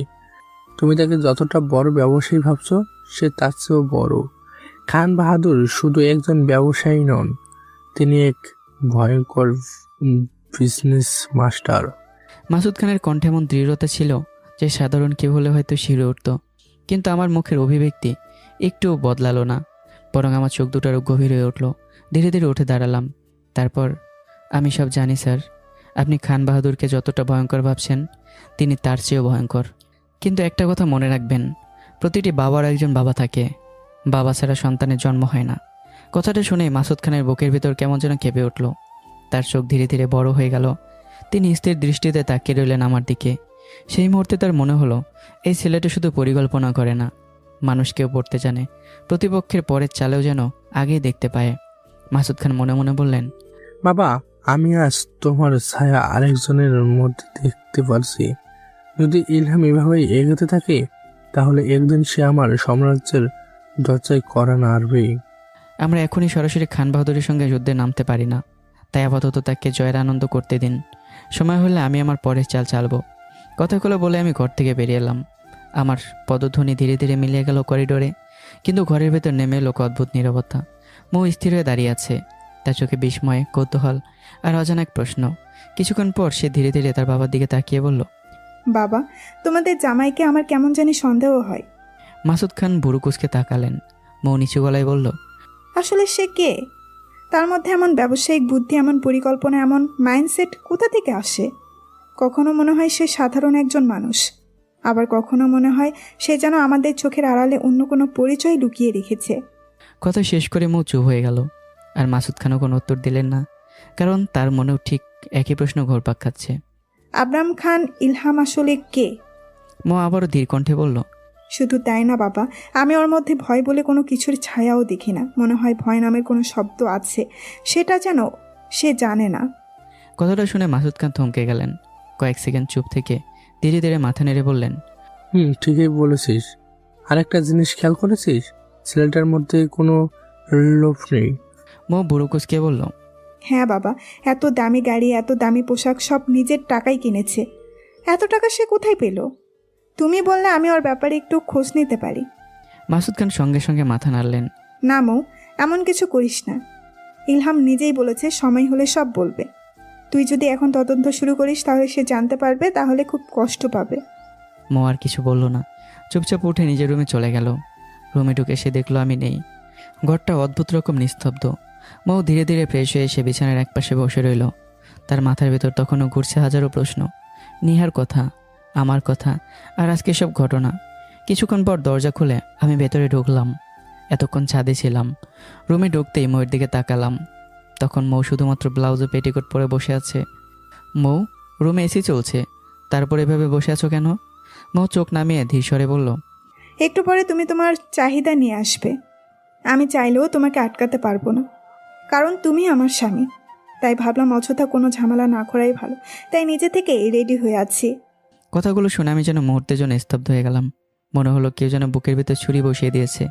আমার নিঃশ্বাস ভারী হয়ে উঠল, চোখের দৃষ্টি বদলে গেল। আমি কোনো উত্তর দিলাম না, শুধু ধীরে ধীরে আলমারি থেকে একটা শাড়ি বের করলাম। তারপর শান্তভাবে ময়ের সামনে দাঁড়িয়ে বললাম, এটা পরে নাও। মৌ অবাক হয়ে তাকিয়ে আছে। আমি নিজের শাড়িটা তার হাতে তুলে দিলাম। মৌ, আমি একটা মানুষ, হয়তো তোমার চোখে আমি একজন অমানুষ। আমি জানতাম তুমি আমাকে ঘৃণা করো, কিন্তু কেন ঘৃণা করো সেটা জানতাম না। আজ বুঝলাম তুমি শুধু আমাকে ঘৃণা করো না, তুমি আমাকে ভয় পাও। আমাকে এমন একজন মানুষ ভাবো যে তোমাকে শুধু নিজের ইচ্ছার জন্য কাছে টানে। কিন্তু বিশ্বাস করো, আমি কোনোদিন তোমাকে তোমার শরীরের জন্য ভালোবাসিনি। তোমার জন্য যদি নিজের জীবন দিতেও হয়, আমি দ্বিতীয়বারও চিন্তা করব না। মৌ নিথর হয়ে বসে রইল, একটা কথা বলতে পারলো না, কারণ আমার চোখের দিকে তাকিয়ে তার মনে হলো এই মানুষটা অভিনয় করছে না, প্রতিটা শব্দ সে হৃদয় থেকে বলছে। আমি একটা কথা দিচ্ছি, যেদিন তুমি সত্যিটা জানতে পারবে, সেদিন যদি মনে হয় আমি ভুল ছিলাম না, যদি নিজের ইচ্ছায় আমার দিকে ফিরে তাকাও, সেদিনই আমি তোমার সেই। যদি আমার চোখে চোখ রেখে আমাকে আবার আমার অধিকার দাও, সেদিনই আমি আমার অধিকার গ্রহণ করব, তার আগে না। এখন শুধু নিজের আর আমাদের সন্তানের খেয়াল রেখো। কথাগুলো শেষ করে আমি আর এক মুহূর্ত দাঁড়ালাম না, ধীরে ধীরে ঘর থেকে বেরিয়ে এলাম। মৌ ওখানে বসে রইল, একদম স্থির। মনে হলো সময় যেন থেমে গেছে। তার বুকের ভেতর অদ্ভুত এক ঝড় বইতে শুরু করেছে। নিহার বলা কথাগুলো একদিকে টানছে, আর আমার চোখের জলে ভেজা কথাগুলো অন্যদিকে। সে নিজের দুহাত শক্ত করে চেপে ধরল, মনে মনে নিজেকে প্রশ্ন করলো, নিহা কি সত্যি সত্যি বলেছিল, নাকি পুরো সত্যের আড়ালে আরো বড় কোনো সত্য লুকিয়ে আছে? পরক্ষণেই তার নিজের অতীত মনে পড়ল। সাগরের পরিবারে সে মিথ্যা অভিযোগ, সে অপমান, সেই চরিত্রহীনতার দাগ, যেটা সে করেনি তবুও তাকে সহ্য করতে হয়েছিল। ময়ের বুক কেঁপে উঠল। প্রথমবারের মতো তার মনে প্রশ্ন জাগলো, আমি কি সত্যি দোষী, নাকি আমিও কোনো ষড়যন্ত্রের শিকার হয়েছিলাম?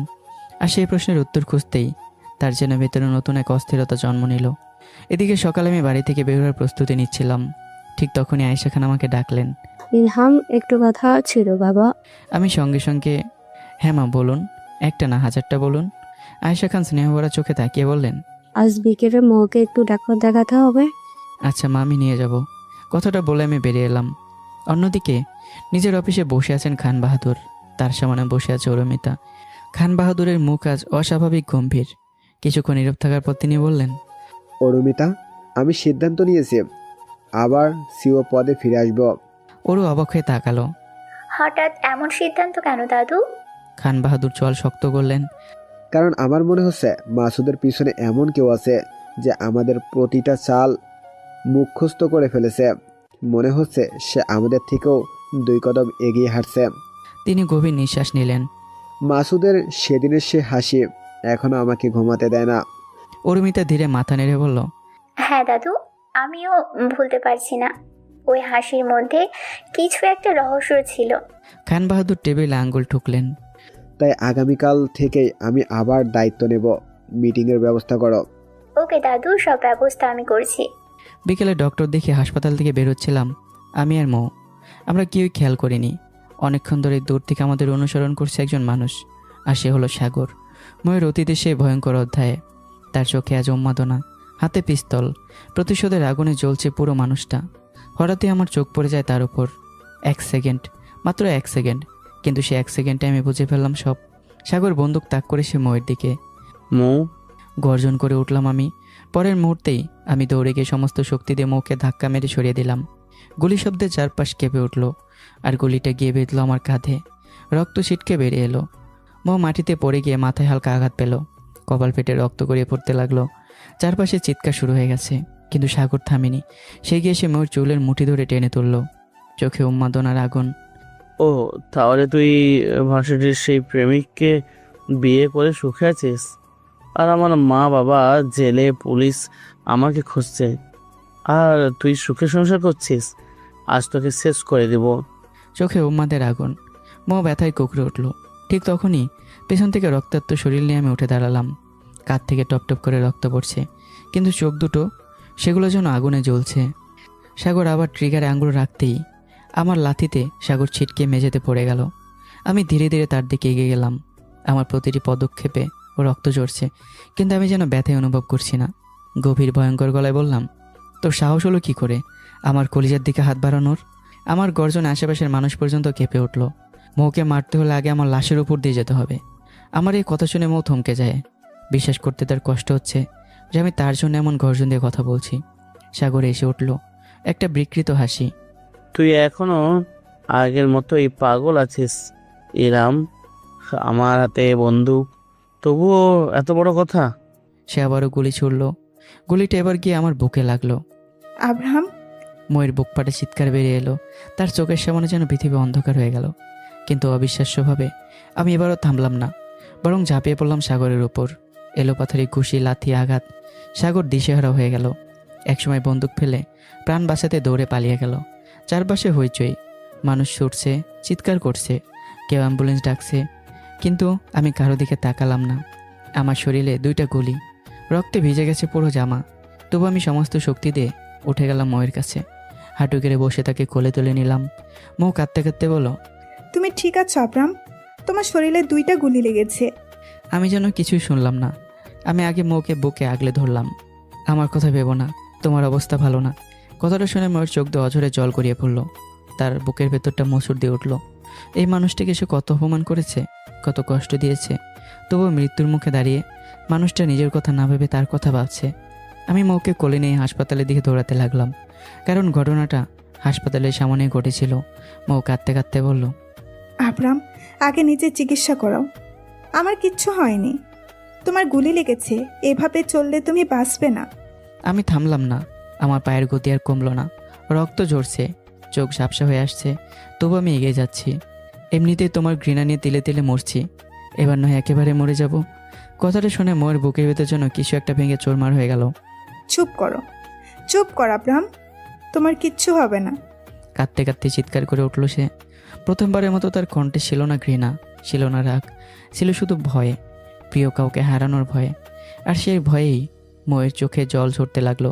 কিন্তু আমি রক্তাক্ত শরীরেই মৌকে বুকে আগলে হাসপাতালের দিকে গিয়ে চললাম। আমার পুরো শরীরে কাপড় তখন রক্তে ভিজে লাল হয়ে গেছে। কাঁধ আর বুক থেকে টপ টপ করে রক্ত ঝরছে। প্রতিটি পদক্ষেপে আমার শরীর দুলে উঠছে, মনে হচ্ছে যে কোনো মুহূর্তে মাটিতে লুটিয়ে পড়ব। তবু আমি থামছি না। দোহাতে শক্ত করে আগলে রেখেছি মৌকে, যেন নিজের জীবনের চেয়ে মূল্যবান কিছু বয়ে নিয়ে যাচ্ছি আমি। মৌ কান্নায় ভেঙে পড়েছে। চোখের জল আর কপালের রক্ত একসঙ্গে মিশে গেছে। কাপা কণ্ঠে সে বলল, আফরাম প্লিজ, আমাকে নামিয়ে দাও। আগে তোমার চিকিৎসা দরকার। তোমার শরীরে 2টা গুলি লেগেছে, এভাবে চললে তুমি বাঁচবে না। আমার নিঃশ্বাস তখন ভারী হয়ে উঠেছে। প্রতিটি শ্বাস নিতে যেন বুকের ভেতর আগুন জ্বলছে। তবু আমি নিজের শেষ শক্তিটুকু জড়ো করে মৃদু হেসেই বললাম, আমি মরে গেলে তো তোমার রাস্তা পরিষ্কার হয়ে যাবে মৌ। তোমায় আর এই ঘৃণিত মানুষের সঙ্গে জীবন কাটাতে হবে না মৌ। কথাগুলো এমন ছিল যেন ময়ের বুকের ভেতর কেউ ধারালো ছুরি চালিয়ে দিল। মুহূর্তের মধ্যে তার চোখের সামনে ভেসে উঠল অতীতের অসংখ্য দৃশ্য। আমাকে অপমান করা, থাপ্পড় মারা, কঠিন কঠিন কথা বলা, আর আমার ভালোবাসাকে অবিশ্বাস করা, সব কিছু একসঙ্গে ঝড়ের মতো আঘাত করতে লাগলো তাকে। মৌ হাওমাও করে কেঁদে উঠল। আফরাম প্লিজ, এমন কথা বলো না। আমি তোমার সঙ্গে খুব অন্যায় করেছি, অনেক কষ্ট দিয়েছি তোমাকে, খুব অন্যায় করেছি। তার কণ্ঠ কান্নায় ভেঙে যাচ্ছিল, কিন্তু আমি আর কিছু শুনতে পেলাম না। শরীরের সমস্ত শক্তি যেন শেষ হয়ে গেছে। হাসপাতালের ভেতরে ঢুকেই আমি ধীরে ধীরে মৌকে মেঝেতে বসিয়ে দিলাম। তারপর নিজেও তাল সামলাতে না পেরে সজোরে মাটিতে লুটিয়ে পড়লাম। চোখও বন্ধ হয়ে গেল, জ্ঞান হারিয়ে ফেললাম। মুহূর্তের মধ্যেই মৌয়ের পৃথিবী যেন থেমে গেল। সে আতঙ্কে চিৎকার করে উঠল।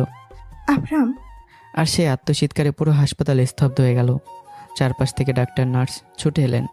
একজন ডক্টর বিস্মিত চোখে বললেন, কি হয়েছে ওনার? পুরো শরীর তো রক্ত ভিজে গেছে। মৌ কাঁদতে কাঁদতে বলল, ডাক্তার, উনি আমার স্বামী, ওনার শরীরে গুলি লেগেছে, প্লিজ ওনাকে বাঁচান প্লিজ। ডক্টরের সময় নষ্ট করলেন না, দ্রুত স্ট্রেচার আনা হলো। কয়েকজন নার্স মিলে আমাকে নিয়ে ছুটলেন অপারেশন থিয়েটারের দিকে। অপারেশন থিয়েটারের দরজা বন্ধ হয়ে গেল, আর সেই দরজার বাইরে দাঁড়িয়ে রইল মৌ। তার বুক কাঁপছে, হাত কাঁপছে, মনে হচ্ছে শ্বাস পর্যন্ত নিতে পারছে না। কিছুক্ষণ পর কাপা হাতে ফোন বের করে সে মাসুদ খান ও আয়েশা খানকে সব জানালো। খবর পাওয়ার পরই তারা আর এক মুহূর্ত দেরি করলো না, দ্রুত হাসপাতালে ছুটে এলেন। আয়েশা খানকে দেখা মাত্রই মৌ আর নিজেকে সামলাতে পারলো না। দৌড়ে গিয়ে তার মাকে জড়িয়ে ধরে ফুপিয়ে ফুপিয়ে কাঁদতে লাগলো। মা, ও পাগল, ও আস্তে একটা পাগল মা। আয়েশা খান মেয়েকে বুকে জড়িয়ে ধরে মাথায় হাত বুলিয়ে দিতে লাগলেন। এদিকে মাসুদ খান এগিয়ে এসে নরম কণ্ঠে বললেন, কি হয়েছে মা? ইলহাম কি হয়েছে? মৌ চোখের জল মুছতে মুছতে পুরো ঘটনা খুলে বলল। তারপর আবারও কেঁদে উঠল। বাবা, ওর শরীরে 2টা গুলি লেগেছে, তবুও নিজের কথা না ভেবে আমাকে কোলে নিয়ে দৌড়াচ্ছিল।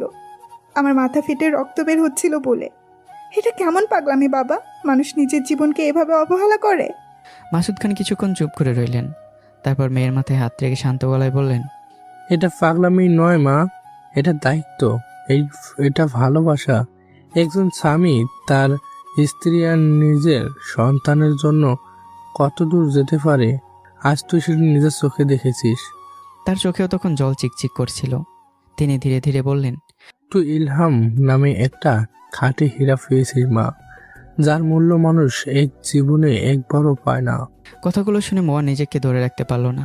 সে তার বাবাকে জড়িয়ে ধরে শিশুর মতো কান্না করতে লাগলো। বাবা, আমি ওকে অনেক কষ্ট দিয়েছি, অনেক। ভার্সিটি লাইফ থেকে আজ পর্যন্ত ও শুধু ভালোবেসেছে, আর আমি শুধু ওকে আঘাত করেছি। প্রতিটা শব্দের সঙ্গে তার কান্নারও বেড়ে যাচ্ছিল। হাসপাতালের করিডোরে বসে মো তখন প্রথমবারের মতো নিজের হৃদয়ের গভীরে জমে থাকা সত্যটা অনুভব করলো। যে মানুষটাকে সে এতদিন ঘৃণা করার চেষ্টা করেছে, সেই মানুষটাই আজ নিজের বুক পেতে তার আর তাদের অনাগত সন্তানের জীবন রক্ষা করেছে। অপারেশন থিয়েটারে বন্ধ দরজার দিকে তাকিয়ে থাকতে থাকতে তার মনে শুধু একটাই প্রার্থনা ঘুরপাক খেতে লাগলো, হে আল্লাহ, মানুষটা যেন বেঁচে থাকে। আমি এবার ওর সব কথা শুনবো, শুধু একবার ওকে সুস্থ করে আমার কাছে ফিরিয়ে দিন। মাসুদ খান ধীরে ধীরে মোয়ের মাথায় হাত বুলিয়ে দিলেন। তার কণ্ঠে ছিল দীর্ঘ শ্বাস মেলানো কণ্ঠ। মা, তুই বারবার মানুষ চিনতে ভুল করিস, এবার আর ভুল করিস না। এখন সবকিছু বাদ দিয়ে শুধু ইলহামের সুস্থ হওয়ার জন্য দোয়া কর। কথাগুলো শুনে মোয়ের বুকটা আরও ভারী হয়ে উঠল। চোখের জল থামছিল না। সে শুধু অপারেশন থিয়েটারের দরজার দিকে তাকিয়ে রইল। তো বন্ধুরা, কি হবে এরপর? ইলহাম কি বেঁচে থাকবে, নাকি হারিয়ে যাবে মোয়ের জীবন থেকে? জানতে চাইলে চোখ রাখতে হবে রায়হান ডায়েরি চ্যানেলে। এর পরের পর্বে বাকিটা জানানো হবে। তো সবাই এ পর্যন্ত ভালো থাকবেন, সুস্থ থাকবেন। দেখা হচ্ছে আবারও। আল্লাহ হাফিজ।